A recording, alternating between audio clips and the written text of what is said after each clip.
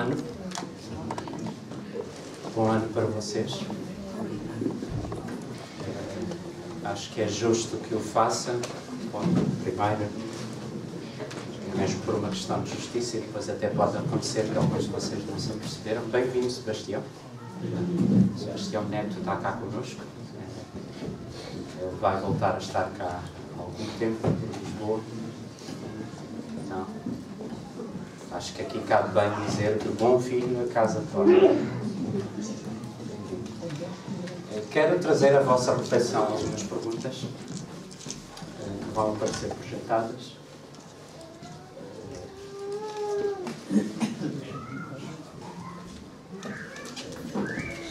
E vamos passar para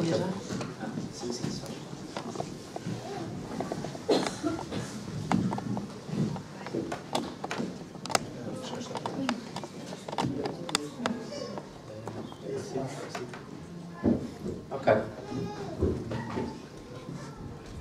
Uma das coisas que eu tenho na minha caminhada é a questão da música. Gosto de ouvir música. Eu lembro-me neste momento de uma música que nós temos nas antigas cassetes. Existem. Em que a certa altura aparece esta frase: eu sou cristão nascido de novo. Ou na realidade a música é sobre expressões que nós, eu por enquanto vou deixar assim, nós às vezes usamos e que torna-se complicado perceber às vezes o que é que nós queremos dizer quando usamos aquelas expressões. Mas antes de chegar aqui, vamos começar um pouco mais acima. A gente pode dar um clique. Eu sou crente. Quando tu usas esta frase, o que é que tu estás a querer dizer e quais são as implicações que isto tem? Eu sou crente. Gostava de ouvir algumas pessoas, uma ou duas pessoas. Quando tu usas a frase eu sou crente, o que é que tu estás a querer dizer? Que implicações é que essa tua afirmação eu sou crente tem? O que é que isso quer dizer? Eu sou crente. Eu creio. Eu acredito em alguma coisa e isso é tão importante que me define. Eu acredito em alguma coisa, e gostei da construção da frase, tanto da Fernanda como a da Missé, porque de facto elas estão no ponto. A frase eu sou crente, a Fernanda disse eu creio. Eu creio de tal maneira em alguma coisa, e a Missé teve o cuidado de não definir, é alguma coisa, de tal maneira que aquilo em que eu creio me define. Todo o ser humano é crente.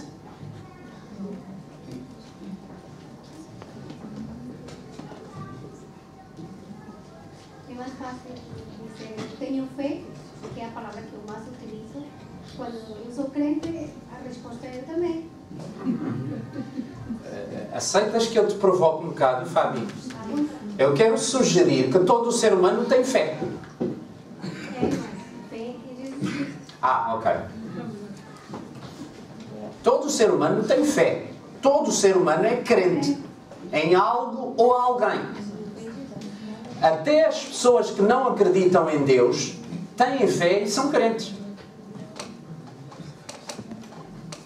Ok? Eles acreditam piamente, fortemente, que Deus não existe. E acreditam de tal maneira que aquilo os define. Tanto que eles dizem, eu sou ateu ou sou agnóstico. Mais uma outra frase, Jenny, um clique, se faz favor.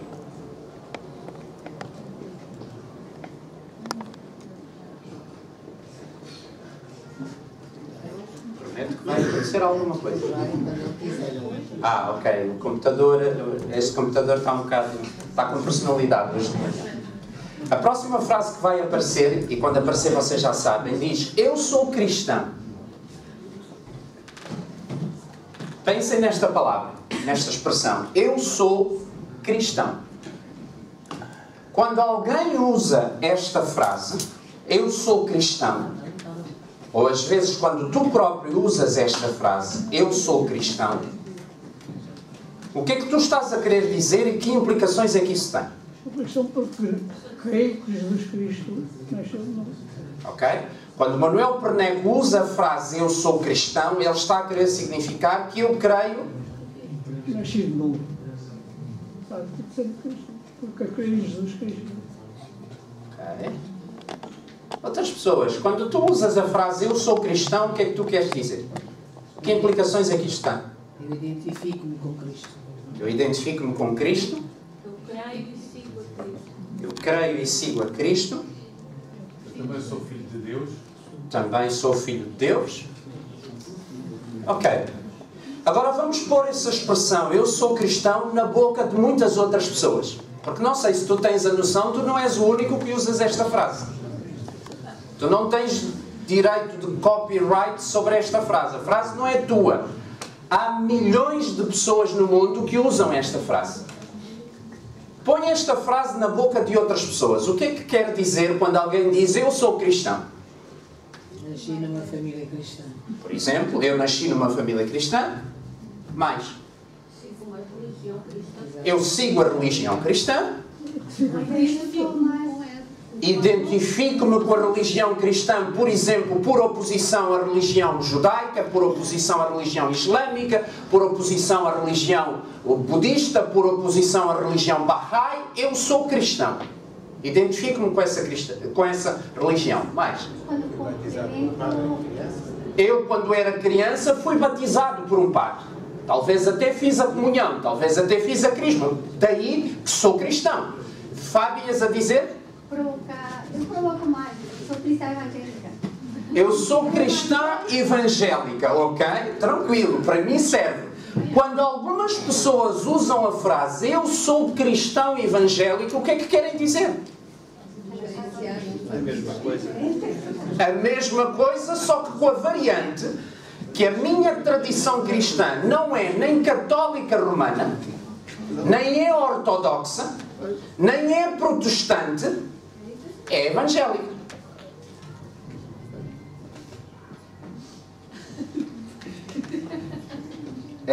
Na linha do meu tocado lá com a Fábio, vou levar bem longe a provocação. Sabem que há cristãos evangélicos que vão para o inferno?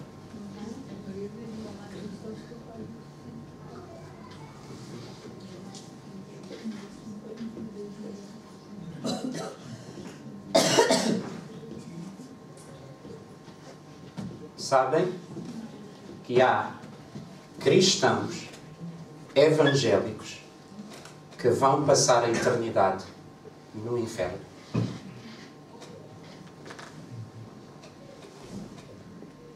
Conheço cristãos que compram livros de astrologia e visitam os tarot.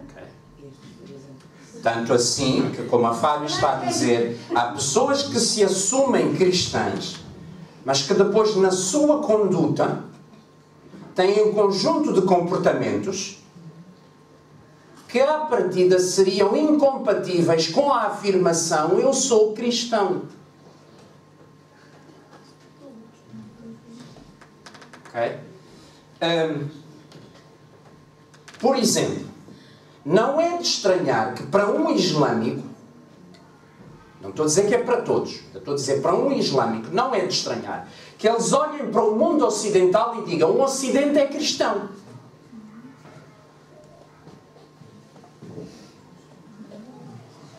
O que é que ele está a querer dizer? Imaginem um islâmico, mais uma vez sublinho, não estou a dizer que são todos que pensam assim. Quando um islâmico admite uma possibilidade que ele diga que o Ocidente é cristão, o que é que ele está a querer dizer? Na maioria, a maior parte não é. A maior parte... Tudo. É possível encontrar um islâmico que olhe para o mundo ocidental e diga o mundo ocidental é cristão. Portugal é um país cristão. Alguém pode fazer esta afirmação. Quando alguém faz a afirmação Portugal é um país cristão, o que é que se está a querer dizer?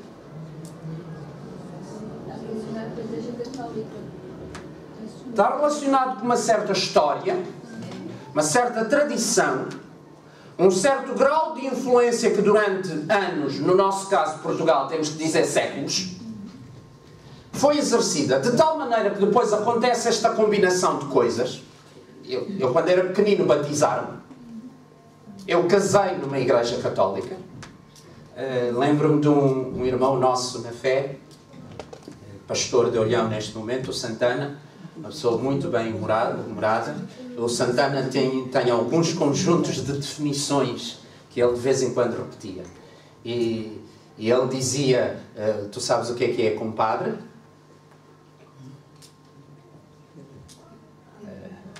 Batizados, casamentos, missas, funerais, isso é compadre.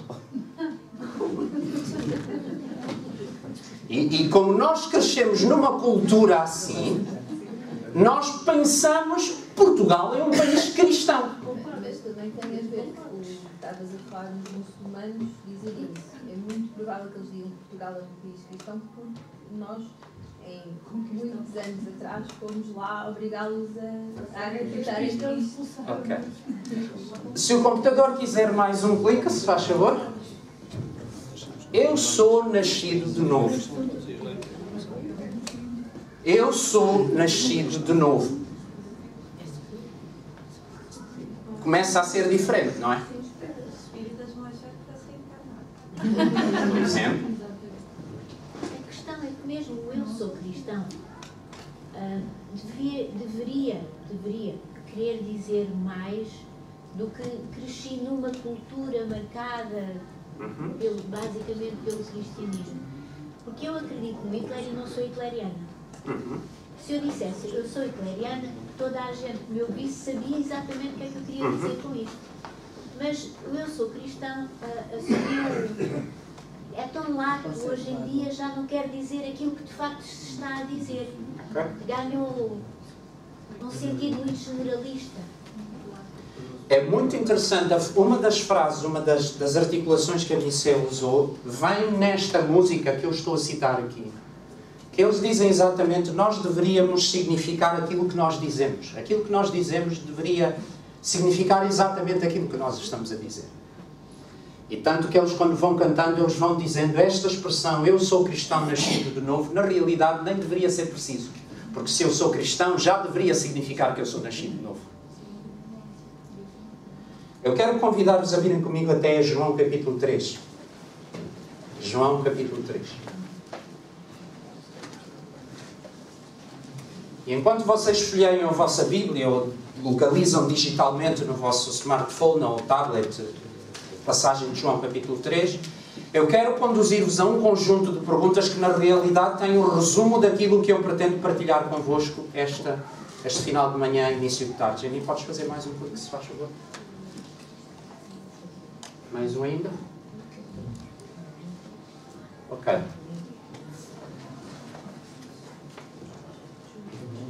A minha pergunta para reflexão agora, para pensarem, não é necessariamente para responderem em voz alta, continua a ser apenas um crente? Continua a ser apenas uma pessoa de cultura cristã, com alguns conhecimentos mais ou menos bons sobre Jesus, sobre Deus e a sua mensagem? Ou eu já passei para um outro patamar qualquer? Pessoas crentes, pessoas de cultura cristã, pessoas com bons conhecimentos ou mais ou menos bons sobre Jesus, sobre Deus e a sua mensagem, não vão ver o Reino dos Céus.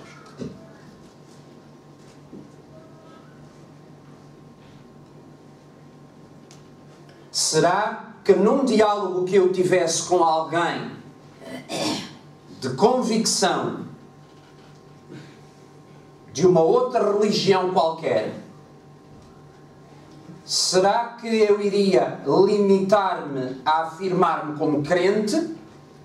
Mas isso já estabelecemos esta manhã que, pelo menos os seres humanos que já têm consciência, têm capacidade de refletir sobre si próprios, sobre os outros, sobre a existência, portanto, estou a excluir os bebés, todo o ser humano que já tem consciência é crente. Tem fé. Nós precisamos de perceber, nós pastores de alguma maneira queremos vos encorajar a perceber este ano, que nós precisamos ir mais longe do que nos contentarmos com a condição eu sou crente. Ou até eu sou culturalmente cristão, mesmo que seja evangélico da ação bíblica. Continuando em tom de choque, poderá, quem sabe até haverá, atrevo-me a dizer haverá no inferno pessoas que são crentes evangélicos da ação bíblica. Nosso pastor hoje está muito contente. Continua a ser apenas um crente, uma pessoa de cultura cristã, com alguns conhecimentos mais ou menos bons sobre Jesus, Deus, a sua mensagem. Hoje, em mais um clique, se faz favor. Ou eu já possuo, conforme foram cantados os cânticos que nós entoamos há pouco. Se eu possuo, não é porque eu conquistei, não é porque eu obtive para mim, não é porque eu mereci, é porque me foi dada graça sem fim. Já possuo por me ter sido dada por Deus, e só pode ser dada por Deus. Não é transmissível geneticamente. Não é transmissível a partir de algum ato de uma instituição, de uma igreja. Não é concedido por pastores. Já possuo, por me ter sido dada por Deus, a nova natureza que é criada por Ele. E estes que possuem a nova natureza criada por Deus, esses sim, garantidamente, vão ver o reino de Deus, vão entrar no reino de Deus, vão passar a eternidade com Deus, independentemente se eram da ação bíblica, batistas, da Assembleia de Deus, dos irmãos, protestantes, ortodoxos, católicos. Sim, assumo o que eu disse.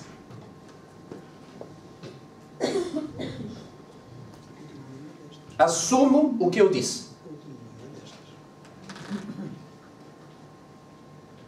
Então, eu continuo a ser apenas um crente? Continuo a ser uma pessoa de cultura cristã e evangélica? Ou eu já possuo, porque me foi dada por Deus, a nova natureza que é criada por Ele? Mais um clique, se faz favor. Nessa nova natureza, vamos admitir que tu que estás sentado neste momento na tua cadeira e que me estás a ouvir, és alguém que já recebeu de Deus esta nova natureza que Deus deu. Nessa nova natureza, o Espírito Santo de Deus, que é uma personagem absolutamente central e absolutamente determinante na realidade da nova natureza em nós. O Espírito Santo está livremente ativo no meu íntimo? Ou o Espírito Santo está silenciado? O Espírito Santo está tolhido, está ajudem-me com um sinónimo, está atrofiado, está amarfanhado, está amarrotado, está constrangido. A nova natureza está lá, o Espírito Santo está presente em nós, mas não tem a liberdade de agir livremente. Ou pode acontecer ainda uma outra opção. O Espírito Santo está... Às vezes acontece-me isso, vêm palavras de um vocabulário muito complicado e às vezes vêm palavras de um vocabulário muito leve. Às vezes o Espírito Santo está numa e eu estou noutra. O Espírito Santo está a tentar levar-me para aqui em termos de criar algo novo dentro de mim e eu estou noutra, literalmente. Então há falta de sintonia entre mim e a ação criadora e a ação transformadora do Espírito Santo.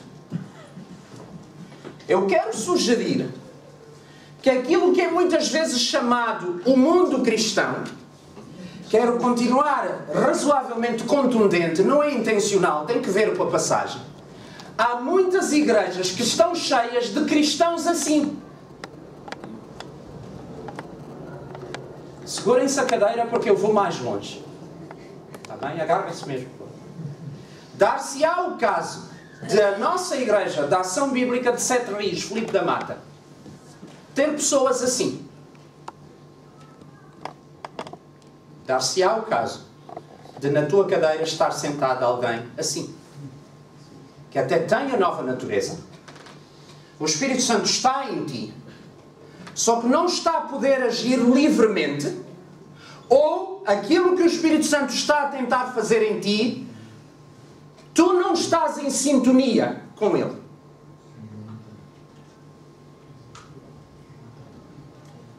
E cristãos assim, igrejas assim, é triste.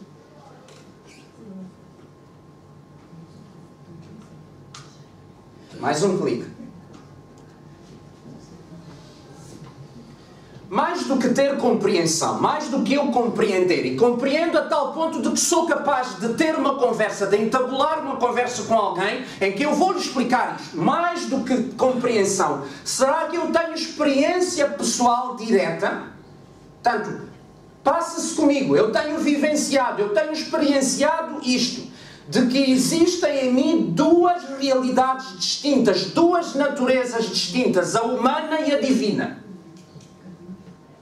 Será que eu tenho experiência disso? Será que há situações em que, dentro de mim, eu examino o meu comportamento, as minhas palavras, as minhas reações, e eu olho para trás e eu penso, Pedro, isto é a tua velha natureza, isto foi a tua velha natureza. Ou eu percebo, olhando para trás, Pedro, pela graça de Deus, isto é a natureza de Deus, isto foi o Espírito Santo a agir em ti que tornou possível este comportamento ou estas palavras. Será que tu tens experiência disto ou é apenas algo que tu intelectualmente compreendes? Quero continuar no mesmo tom. Eu quero sugerir que a compreensão intelectual disto, eu quero sugerir que os demónios também tenham. Quero sugerir. Compreender isto intelectualmente.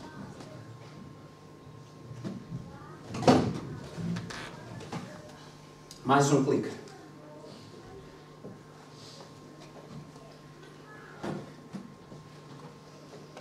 Se eu tenho essa nova natureza, se eu tenho essa nova vida em que o Espírito Santo é um personagem absolutamente central e determinante, quão centrais são para mim e para a vida que eu vivo a pessoa e a obra de Jesus Cristo?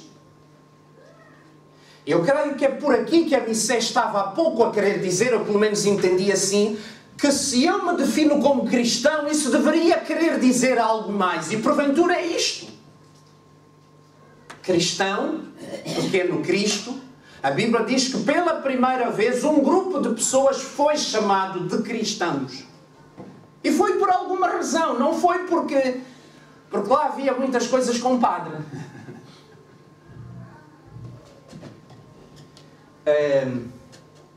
Há dias tropecei e revi alguns episódios de uma novela que eu via quando eu tinha 17 anos de idade. Roque Santeiro. Alguém sabe do que é que eu estou a falar? Não se preocupem, vocês não estão a ser filmados, sou eu. O Roque Santeiro fazia uma sátira, para já, no meu entender, é uma mensagem muito contundente contra o cristianismo, em primeiro lugar, mas fazia uma sátira contra aquilo que nós muito facilmente poderíamos chamar a Igreja Católica de então, lá de Asa Branca.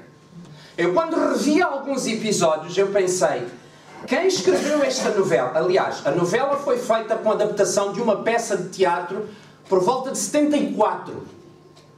Eu pensei, isto ia dar um prato cheio se esta novela fosse feita agora com base nos evangélicos. Ia dar um prato cheio. Passa a publicidade. A história do Roque Santeiro contava a história de um homem que supostamente tinha morrido em defesa da sua cidade e tinha-se transformado em santo e fazia milagres. E pessoas ficavam curadas pela fé que tinham no Roque Santeiro. Só que havia um pequeno detalhe. O Roque Santeiro estava vivo. O Roque Santeiro santo até viúva tinha. Só que a viúva do Roque Santeiro nunca tinha visto o Roque Santeiro mais gordo. Eu, quando revi alguns episódios, e já agora para perceberem, porque uma coisa, isso deixou-me bastante atento e a pensar. Eu revi alguns episódios porque pus-me a pensar quais eram as mensagens que nos tentavam passar há 30 anos atrás e que sociedade é que nós temos agora. E é muito interessante pensar nas coisas assim. Eu dei-me conta de mensagens que nos passavam naquela novela e noutras, que eu com 17 anos não tinha capacidade de descodificar, mas que estavam lá, estavam lá. Foram feitos estudos no Brasil que estabeleceram uma relação entre o fim daquela novela e o aumento do divórcio. E quando se olha com atenção para a história da novela, percebe-se porquê. E eu hoje pus-me a pensar, hoje estou a fazer um desvio em relação ao meu assunto, e tentei-me projetar para daqui a 30 anos, que eu desconfio que eu já não estarei cá. Como é que será a nossa sociedade daqui a 30 anos, em resultado das mensagens que a indústria do entretenimento... Meus amigos, isto é mesmo um desvio. Já não existe indústria do entretenimento. A indústria do entretenimento tenta moldar os nossos comportamentos. E não é de agora, já vinha lá de trás. Já vinha lá de trás. E eu pus-me a pensar hoje, daqui a 30 anos, como é que será a sociedade fruto daquilo que se tenta ensinar hoje em dia às crianças, aos adolescentes, aos jovens e aos adultos? É para vocês pensarem. É para vocês pensarem. Para vocês pensarem. Quão centrais são para mim a pessoa e a obra de Jesus Cristo? Hoje em dia, dizer que eu sou evangélico significa tudo ou nada. Em alguns países significa que tu és um daqueles que anda envolvido na pouca vergonha.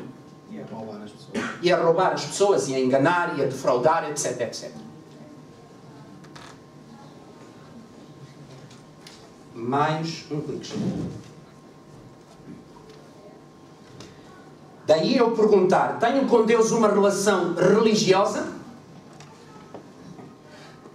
Uma relação religiosa, de uma maneira simples, poderia ser definida assim. Os meus esforços, a minha dedicação, o meu empenho, o meu trabalho, o meu, para eu me religar com Deus. A palavra religião, religare, na sua origem em latim, é isto. Seria escrito assim, religare. Sou eu a tentar voltar a ligar-me com Deus. Mas o esforço é meu. O trabalho é meu, a iniciativa é minha, o mérito é meu. Isto é uma relação religiosa. Ou será que eu tenho com Deus uma relação de fé evangélica? Agora, por favor, aqui toma o sentido da palavra evangélica vindo da Bíblia. Fé no Evangelho. E o Evangelho poderia ser resumido assim. Dele, Deus, por meio dele, Deus, e para ele, Deus, conforme essas duas passagens que aí estão listadas. Romanos 11:36 e João 3:16, que é um dos versículos que nós vamos passar. A minha relação com Deus é de natureza religiosa, e se for religiosa, ou se tu quiseres descodificar se é ou não religiosa, é só ver onde é que está o foco, onde é que está o acento tónico. Sou eu e o meu esforço, aí é religiosa. Independentemente se o Natal é celebrado a 25 de dezembro ou se é celebrado a 6 de janeiro, como fazem os ortodoxos. São cristãos. Cristãos. Eu imagino para os outros não cristãos, islâmicos, budistas, hindus, eles ficam assim, afinal o vosso Cristo nasceu quando? Nasceu duas vezes, uma vez em dezembro e outra em janeiro. E nós podemos dizer não foi nem em dezembro nem em janeiro. Eles ficam, uau, vocês... Afinal, quando o vosso Cristo nasceu, havia pinheiro, havia vaquinha, havia 3 reis magos. E nós podemos dizer, eram magos, eram sábios, e não sabemos se eram 3. E os outros ficam tão confusos. Afinal, no que é que vocês acreditam? Estas perguntas estão resumidas no próximo slide, Jani. Em letra bem miudinha. Continua a ser apenas um crente, uma pessoa de cultura cristã, com alguns conhecimentos mais ou menos bons sobre Jesus, Deus e a sua mensagem, ou já possuo, por ter sido dada por Deus, uma nova natureza criada por Ele. Nessa nova natureza, o Espírito Santo de Deus está livremente ativo no meu íntimo, estando eu em sintonia com essa ação transformadora e criadora. Mais do que ter compreensão, será que eu tenho uma experiência pessoal e direta das duas realidades distintas, das duas naturezas distintas e opostas, a humana e a divina? Quão centrais são para mim e para a vida que eu vivo a pessoa e a obra de Jesus Cristo? Tenho com Deus uma relação religiosa baseada nos meus esforços para eu me religar com Ele, ou eu tenho com Deus uma relação de fé evangélica, que é uma relação dele, é uma relação por meio dele, é uma relação para ele. Estas minhas reflexões tiveram como base João capítulo 3. Por favor, venham ler comigo.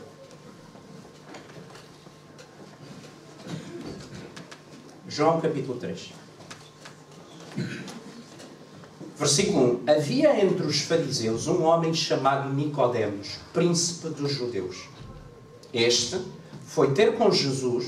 de noite foi ter com Jesus e disse-lhe: Rabi, bem sabemos que és mestre vindo de Deus, porque ninguém pode fazer estes sinais que tu fazes se Deus não for com ele. Jesus respondeu: na verdade te digo que aquele que não nascer de novo não pode ver o reino de Deus. Disse-lhe Nicodemos: como pode um homem nascer sendo velho? Porventura pode tornar a entrar no ventre de sua mãe e nascer? Jesus respondeu: na verdade te digo que aquele que não nascer da água e do Espírito não pode entrar no reino de Deus. O que é nascido da carne é carne, e o que é nascido do Espírito é Espírito. Não te maravilhes de te ter dito: necessário vos é nascer de novo.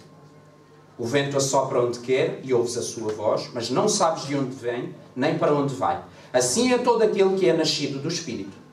Nicodemos respondeu e disse: como pode ser isso? Jesus respondeu-lhe e disse: tu és mestre em Israel e não sabes isso?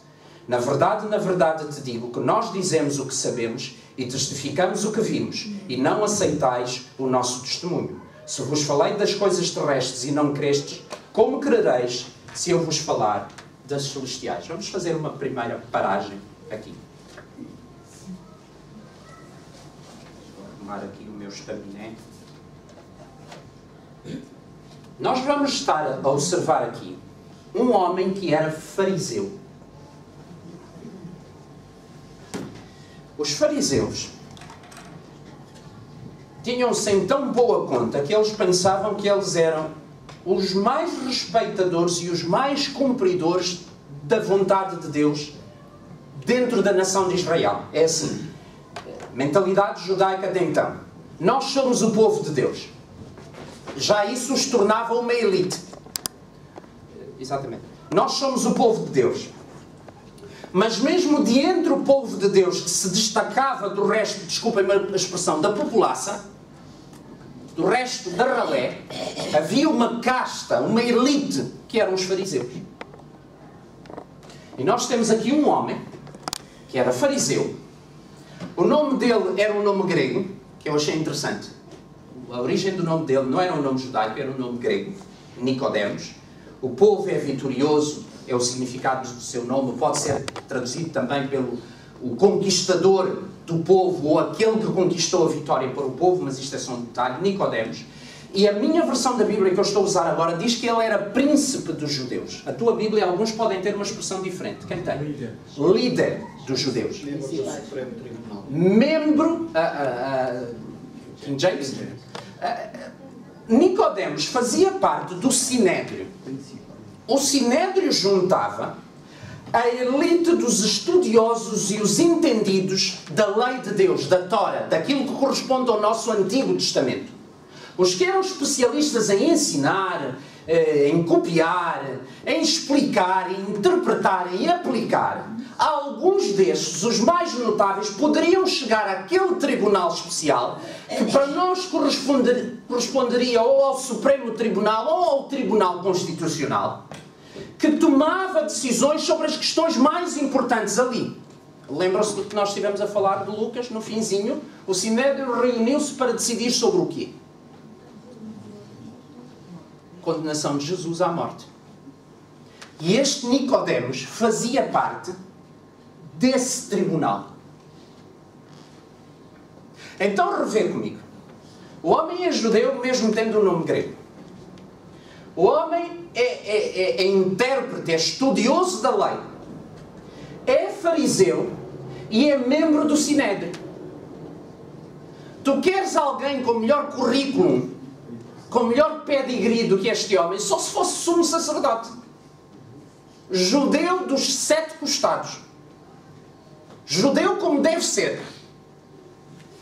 Eu vou brincar um pouco. Este homem era cristão. todas as coisas que um cristão deve ser e deve ter, este homem tinha. Se fosse cristão evangélico, até milagres ele já tinha feito. Estava lá tudo. E até mais um bocado. Olha as palavras deste homem quando fala com Jesus. Rabi. Tradução mais imediata, mais concreta é mestre, mas também era uma expressão que era usada para significar grande homem, homem especial. Rabi. Sabemos bem que tu és mestre, tu és Rabi vindo de Deus, porque ninguém pode fazer estes sinais que tu fazes se Deus não for com ele. Então Nicodemos não só era fariseu, era membro do Sinédrio, ele próprio era mestre da lei, como ele tinha uma compreensão, vamos dizer o quê? Boa. Boa. Este é cristão de certeza. E eu desconfio que é da ação bíblica. Isto é dos bons. Jesus, se vieres comigo a João capítulo 2, vem comigo a João capítulo 2, quero só te dar o contexto para perceberes. João capítulo 2, vamos ler a partir do versículo 23. Podemos? Posso? Estando ele, Jesus, em Jerusalém, durante a festa da Páscoa, muitos vendo os sinais que Jesus fazia, creram no seu nome. Mas o próprio Jesus não se confiava a eles, porque os conhecia a todos.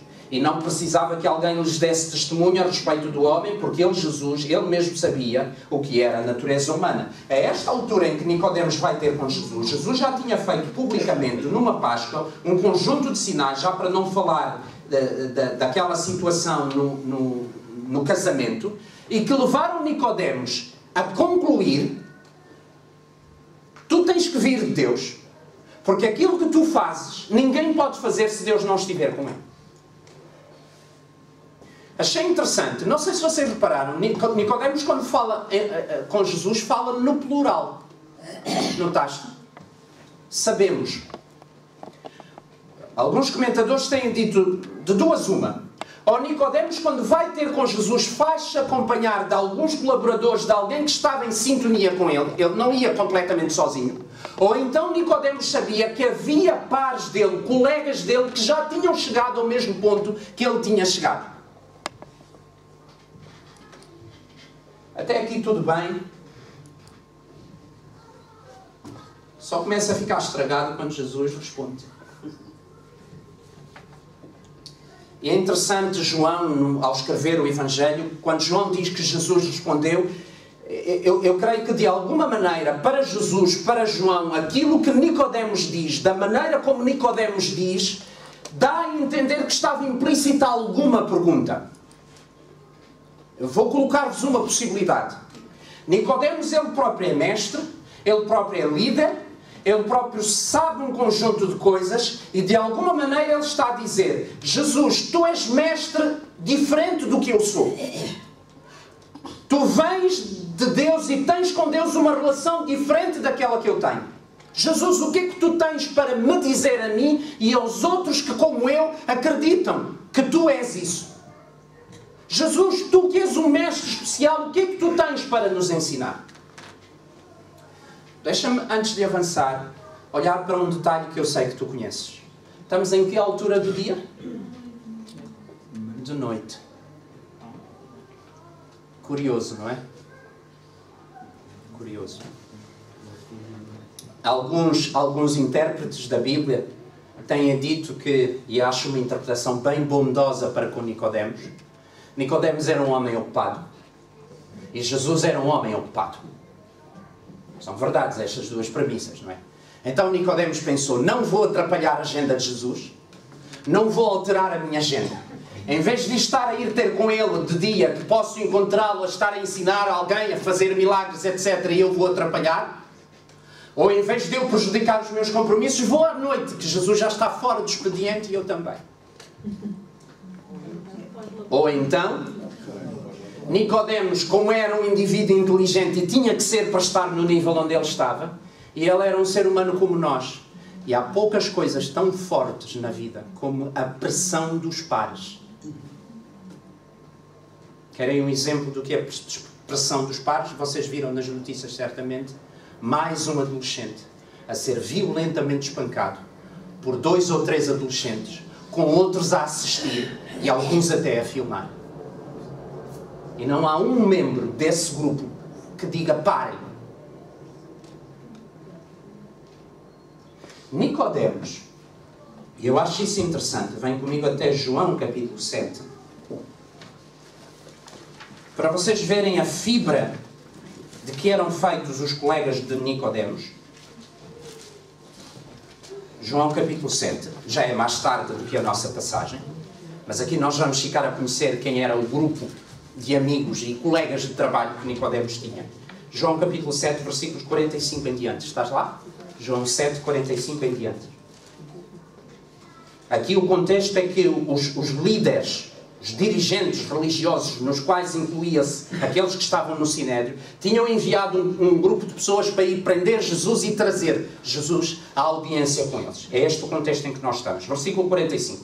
Voltaram, pois, os guardas à presença dos principais sacerdotes e fariseus, e estes, os principais sacerdotes e fariseus, nos perguntaram: por que não o trouxeste? Responderam eles: jamais alguém falou como este homem. Replicaram-lhe, pois, os fariseus: será que também vós fostes enganados? Porventura creu nele alguém de entre as autoridades ou algum dos fariseus? Deixa-me só fazer aqui uma nota de rodapé. Sim, tinham querido. João fala disto. João tem o cuidado de falar disso, que desde cedo não era em grande maioria, não era aos magotes, nós diríamos, mas havia sim alguns sacerdotes, alguns fariseus que criam em Jesus. Mas eles estavam convencidos que não, que era impossível. Porventura creu alguém de entre as autoridades ou algum dos fariseus? Quanto a esta plebe, diz a minha Bíblia, quanto a esta raia miúda, esta ralé, este Zé Povinho que não sabe nada, quanto a esta plebe, nada sabe sobre a lei, que nada sabe sobre a lei, é maldita. Olha como eles eram feitos. Nicodemos, um deles, o que antes fora ter com Jesus, perguntou-lhes: acaso a nossa lei julga um homem sem primeiro ouvi-lo e saber o que ele fez? Nicodemos está a citar a lei que eles estudavam, a lei que eles ensinavam, a lei que eles aplicavam no Sinédrio. Nicodemos só está a citar isto. Olhem o que é que os colegas vão dizer. Responderam-lhe: dar-se-á o caso que tu também és da Galileia. Isto para eles era um insulto assim. Eu sempre que penso nisto, não me atrevo a dar um correspondente da nossa época, porque iria ofender agentes dessa região. Mas tu, se fizeres um esforço conforme a terra de onde tu és, tu sabes que na tua zona onde tu foste crescer, sempre havia um grupo de pessoas que era... E dizia-se: tu és dali. Está bem? Eu estou-me a conter de dizer, para não ofender ninguém. Então, os colegas de Nicodemos, que sabiam de onde Nicodemos era, que eram colegas deles, chegaram a este ponto. Agora também tu és da Galileia? Examina e verás que da Galileia não se levanta um único profeta. Este era o calibre dos colegas de Nicodemos. E provavelmente é por isto que este, que eu estou a chamar cristão, vai ter com Jesus às escondidas, no escuro. E quando os nossos pares, sejam familiares, sejam colegas de trabalho, colegas de faculdade ou de escola, parentes, amigos, quando nos perguntam: o quê? Tu também acreditas em Jesus? Tu também vais à igreja? Tu também lês a Bíblia? Tu também és da Galileia? Opa, parecias uma pessoa tão inteligente, tão capaz, tão bem informada, então também tu andas com esses. E então vivemos a nossa fé de noite, às escondidas, às escuras. Eu dizia: estava a correr tudo bem e tenho que acelerar, até a resposta de Jesus. Nicodemos expõe o seu cristianismo evangélico ortodoxo. Falo de uma maneira que Jesus percebe uma pergunta ali e olha a resposta de Jesus. Nicodemos, na verdade te digo que isto é uma construção frástica, é uma construção de frase para dizer o que eu te vou dizer é mesmo importante. Na verdade, eu te digo que aquele que não nascer de novo não pode ver o reino de Deus.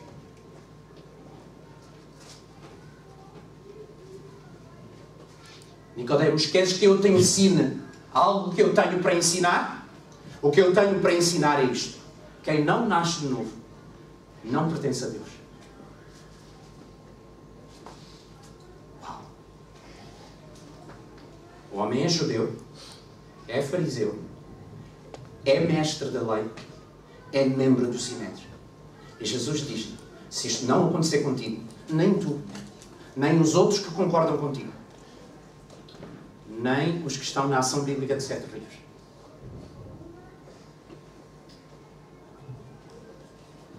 Eu acho que aquilo funcionou como um tal murro no estômago para Nicodemos que ele deve ter ficado atordoado e pensou, Jesus, estou no versículo 4, como é que um homem feito como eu, já sendo velho, pode voltar a nascer? Porventura um homem pode tornar a entrar no ventre da sua mãe e voltar a nascer? Jesus, não percebo, Jesus. E aí tu vês uma das mentes, porventura, mais eruditas, mais capazes da altura aos papéis.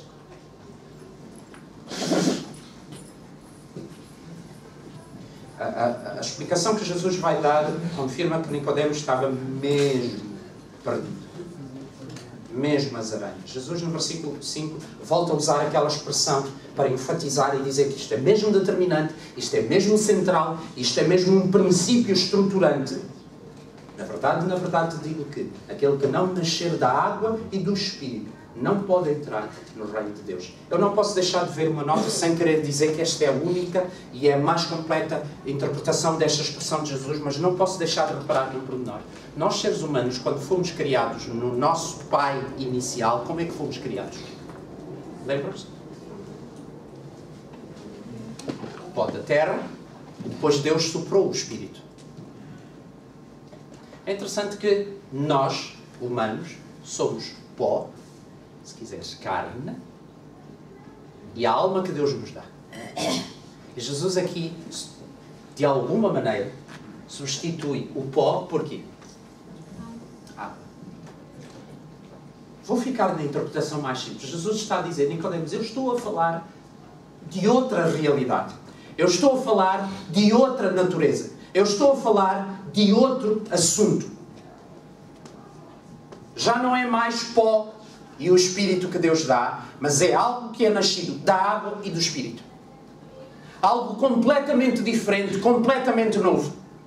Tanto assim que Jesus vai argumentar no versículo 6, o que é nascido da carne é carne, o que é nascido da natureza humana, aquilo que... Vou já aplicar. Tudo o que tem que ver com os esforços, com as conquistas, com os feitos, com as realizações, com a genética humana, é humano. Daí que me faz solene confusão pensar, quando uma mulher adulta, ou jovem, ou até adolescente, sim, porque as adolescentes podem ficar grávidas, quando uma mulher está grávida, fica grávida de quê? De uma coisa? De um vegetal? De um mineral? Fica grávida de um ser humano. Uma mulher não pode ficar grávida de uma minhoca. O que é nascido da carne é carne. E o raciocínio de Nicodemos, mesmo que houvesse uma maneira, agora vou-vos chocar, mas não é intencional, mesmo que houvesse uma maneira do recém-nascido voltar ao ventre da sua mãe, que é uma imagem dolorosa, e eu assisti 2 partos das minhas filhas, já isso é muito esquisito, porque Nicodemos argumenta, Jesus, como é que eu sendo velho posso... Nicodemos, o problema não é tu já seres velho. Mesmo que fosses recém-nascido, se voltasses a nascer por um processo humano, humano serias. Nicodemos, eu não estou a falar disso. Eu estou a falar de outra realidade. O que é nascido da carne é carne, o que é nascido do Espírito é Espírito. E as coisas são tão radicalmente diferentes que Nicodemos, não te maravilhes de eu te ter dito, é preciso um novo nascimento. É precisa uma nova natureza. É preciso uma nova realidade que só pode ser criada pelo Espírito Santo em mim. Isto já existe em ti. É que se não existir, podemos ser crentes cristãos, evangélicos. E a resposta de Jesus a Nicodemos aplica-se hoje. Não vês o reino dos céus. O reino de Deus. Jesus vai com um trocadilho nas palavras em grego, porque a palavra vento e a palavra espírito podem ser expressas com a mesma palavra pneuma. O vento, o pneuma, assopra onde quer e tu ouves a sua voz, mas não sabes de onde vem nem para onde vai. Assim é todo aquele que é nascido do pneuma, agora o espírito. Jesus pega na imagem do vento para dizer, é uma realidade concreta, existente, está lá, nós vemos os efeitos dela, mas não é o ser humano que cria, não é o ser humano que controla. É bom quando tu tens a oração de um pastor por ti. Mas quem faz a obra? O Espírito. E se o Espírito achar que a oração deve ser feita para uma irmã ou um irmão, porque a Bíblia diz que em determinadas situações é a própria Bíblia que recomenda, chamem os pastores que orem pela pessoa. Também não estou a desvalorizar. Mas a Bíblia também diz que a oração de um justo pode muito nos seus efeitos. Porquê? Porque quem está a agir por detrás da oração é o Espírito Santo. Outra realidade, outra natureza, outro assunto, outro campeonato. Nicodemos, é disto que eu estou a falar. O versículo 9 diz-nos que Nicodemos, mesmo assim, continuava a flutuar. Versículo 9, como é que pode ser isto? Mas então o meu currículo não me chega, o facto de eu ser de boas famílias não me chega, então todos os meus feitos académicos e todo o trabalho que eu tenho no Sinédrio, mas então como é que é isto? Como é que se chega lá? Como é que isto acontece? Acho a resposta de Jesus saborosa. Tu ensinas Israel e não sabes isto? Eu creio que Jesus está a dizer assim, se tu não sabes isto, o que é que andas a ensinar?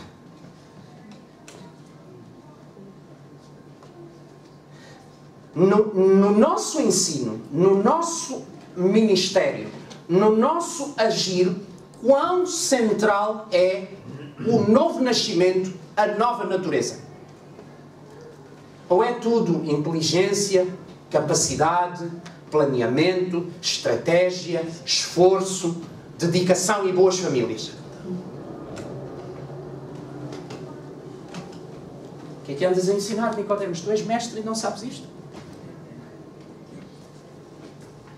Tu és líder de crianças, és líder de jovens, és líder de grupo familiar, és pastor, és discipulador, e não sabes isto? O que é que andas a ensinar? Na verdade, eu te digo que nós dizemos o que sabemos, testificamos o que vimos e mesmo assim vocês não aceitam o nosso testemunho. Eu sempre vos falei de coisas terrestres, das mais básicas. Vocês não acreditaram, como é que vocês vão acreditar se eu vos falar das celestiais? Vamos avançar e aqui temos que acelerar um bocado. Continua a leitura do versículo 13 até ao 18. Ora, ninguém subiu ao céu senão o que desceu, o Filho do Homem que está no céu. Repito este versículo porque eu acho ele absolutamente central. Ninguém subiu ao céu, senão aquele que desceu, que já era um aspecto que Nicodemos já tinha percebido. Só que havia uma coisa que Nicodemos ainda não tinha percebido, que é o que Jesus diz na parte final. O Filho do Homem que está nos céus. Acho isto brilhante. Jesus está a falar com ele na terra. E Jesus diz, eu estou nos céus. A minha autoridade é tão acima quanto acima existe. Vieste ao sítio certo.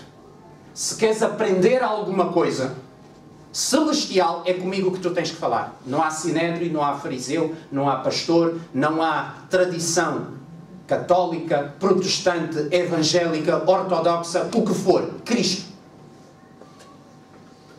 Fará 500 anos este ano a Reforma Protestante. Porquê que a Reforma Protestante foi importante? Porque se chamou Protestante. Tu sabes que este nome Protestante até é político. Os príncipes aproveitaram-se do que estava a acontecer e o nome Reforma Protestante tem que ver com um protesto político.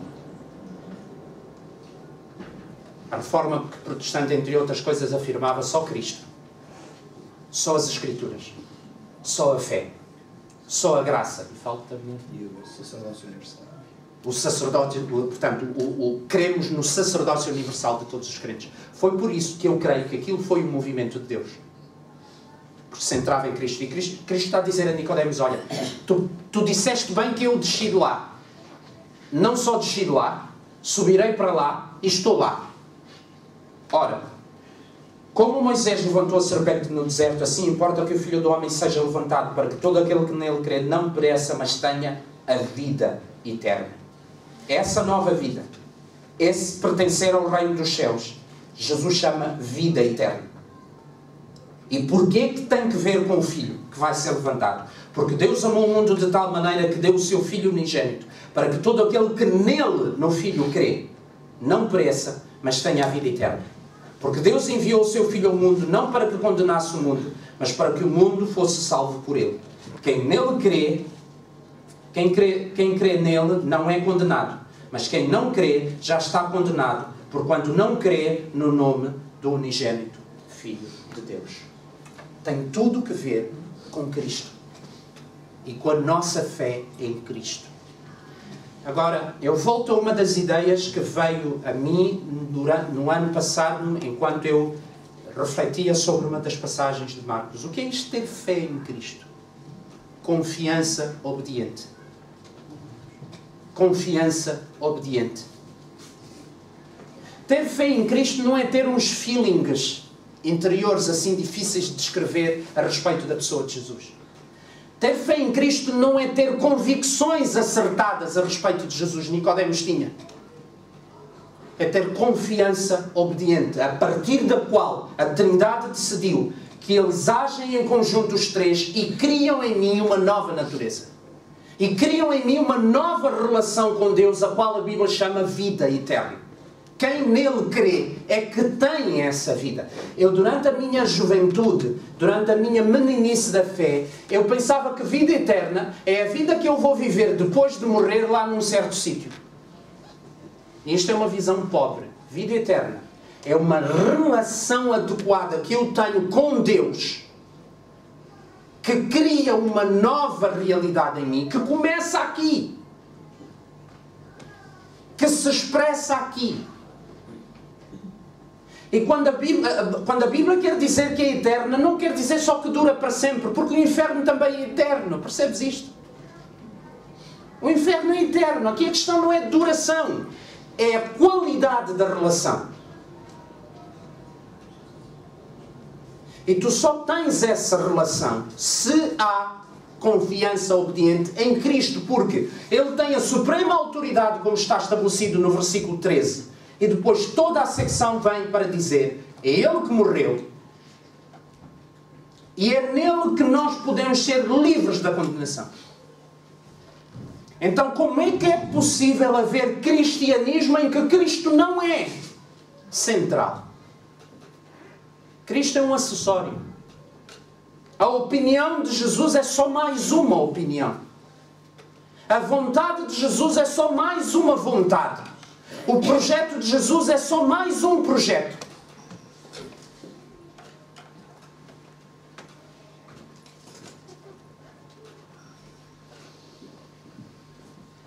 Eu quero trazer-vos ao fim, porque a hora também já avançou, lendo então os versículos 19 em diante. E a condenação é esta: que a luz, que é Jesus, veio ao mundo, e os seres humanos, por causa da sua natureza humana própria, amaram mais as trevas do que a luz, porque as suas obras eram más. Porque todo aquele que faz o mal detesta, odeia, aborrece a luz. E não vem para a luz para que as suas obras não sejam reprovadas. Mas quem pratica a verdade vem para a luz, a fim de que as suas obras sejam manifestas, porque são obras feitas em Deus. Interessante. Quando é que esta conversa está a acontecer? No escurinho. E aí não é preciso nós ilustrarmos de uma forma muito trabalhosa, porque tu e eu sabemos perfeitamente do que é que Jesus está a falar. Quando tu e eu fazemos a geneira, a tendência é disfarçar, esconder, argumentar. Transparência. Jesus está a dizer, quando se está na luz, há duas coisas que acontecem. E são essas que eu quero destacar. Primeiro, há transparência. Assume-se. E é muito interessante, para tu ficares com a ideia completa sobre Nicodemos, eu quero-te trazer ao capítulo 19. Só registra, não preciso procurar. Depois de Jesus morrer, quando o corpo de Jesus está cadáver na cruz, foi necessário alguém ir pedir ao governador romano, que era a autoridade política e policial máxima na altura, a autorização para retirar o corpo de Jesus e sepultar. Tu sabes quem é que foi a essa audiência com Pilatos? Sabes? José de Arimateia e Nicodemos. Eu tenho para mim que algo mudou no íntimo de Nicodemos. Porque se ele no início tinha dificuldade de assumir publicamente que estava convencido que Jesus era especial, Nicodemos vai a um outro momento mais tarde em que enfrenta os colegas e diz: nós nem sequer estamos a fazer o que a nossa própria lei diz. No fim, há um treinador de futebol que dizia: põe a carne toda no assador. Ele encara tudo e todos, inclusive o governador. Isto não é uma obra feita na carne, eu não creio. O ele vir à luz com José de Arimateia e assumir: nós somos dele, tanto assim que queremos honrá-lo e enterrá-lo devidamente. Vocês podem imaginar os colegas de Nicodemos a esta altura? Ui! Aliás, eu não sei se ele a esta altura ainda tinha lugar no Sinédrio. Se tinha, acho que ninguém falava com ele. Quando Nicodemos estava aqui, estou a brincar um bocado, estava lá no Sinédrio e pedia a palavra, quem estava a dirigir ignorava. Dizia: não, mais um que é da Galileia, não estamos para isto. Obras, primeira coisa, quando há uma nova realidade, há transparência, as coisas são assumidas. E o versículo 21 diz que há prática da verdade, porque são obras feitas em Deus. Eu quero concluir a minha reflexão com esta ideia: obras feitas em Deus. A nova natureza em mim decorre, implica, resulta em obras feitas em Deus. E se vocês ainda estão a conseguir raciocinar, e eu sei que é longa esta reflexão, de certeza que vocês já se lembraram de 2 ou 3 passagens da Bíblia. Pela graça sois salvos, por meio da fé. Isto não vem de vós, é dom de Deus. Não vem de obras humanas para que ninguém se glorie. É dom de Deus porque somos feitura de Deus, criados em Cristo Jesus para obras feitas em Deus. Aqui temos que suscitar a seguinte pergunta: então, se o Espírito Santo está em mim, está ativo, à brasileira, cadê as obras? Onde estão as obras feitas em Deus, que são assumidas com frontalidade, com transparência? Ou será que o Espírito Santo, com o passar dos anos, perdeu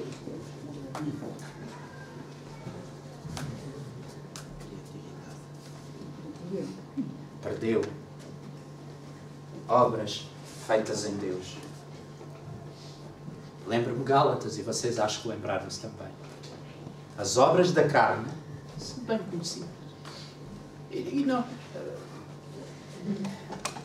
tem lógica e é relativamente fácil de perceber. Quando tu e eu a geneiramos, sabes o que é que está a operar? A nossa natureza de origem, de fábrica. Os computadores, estas coisas, têm uma coisa maravilhosa. Eles, às vezes, quando estão a portar mal, nós reiniciamos o sistema. Mas reiniciar o sistema é o que é? É pôr um sistema novo? Não. É o mesmo sistema que começou de novo. E Jesus está a dizer, Nicodemos, eu não estou a falar do mesmo sistema que começou de novo. Eu estou a falar de uma outra realidade. Obras feitas em Deus. Então a Bíblia diz, anda no Espírito. Lembram-se desta passagem? Eu estou a dizer passagens que são suficientemente conhecidas ou é melhor eu dizer as referências? Se vocês estivessem aqui, o que é que fariam? Dariam as referências? É que eu não quero vos insultar. Não vou dar, está bem? Não vou dar. Andai em espírito e não cumprireis os desejos da carne, mas as obras, o fruto, desculpem. Na velha natureza são as obras da velha natureza. E nesta é dito o fruto. O agricultor pode se esforçar, pode trabalhar que nem um moro, mas não cria maçãs. Ele cultiva maçãs, é diferente. Quem cria é Deus.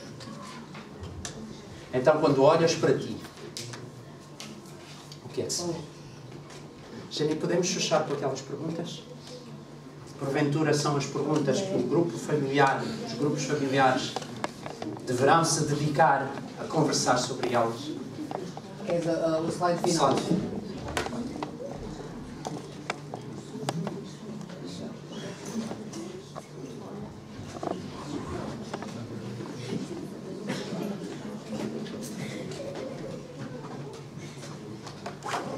Continua a ser apenas um crente. O grupo musical pode-se ir aproximando. Continua a ser apenas um crente, uma pessoa de cultura cristã, com alguns conhecimentos mais ou menos bons sobre Jesus, Deus e a sua mensagem, ou já possui, por me ter sido dada por Deus, a nova natureza que é criada por Ele. Nessa nova natureza, o Espírito Santo de Deus está livremente ativo no meu íntimo, estando eu em sintonia com essa ação transformadora e criadora que vai me permitir, como o versículo 21 de João 3 diz, que eu possa fazer as tais obras feitas em Deus, o tal praticar a verdade.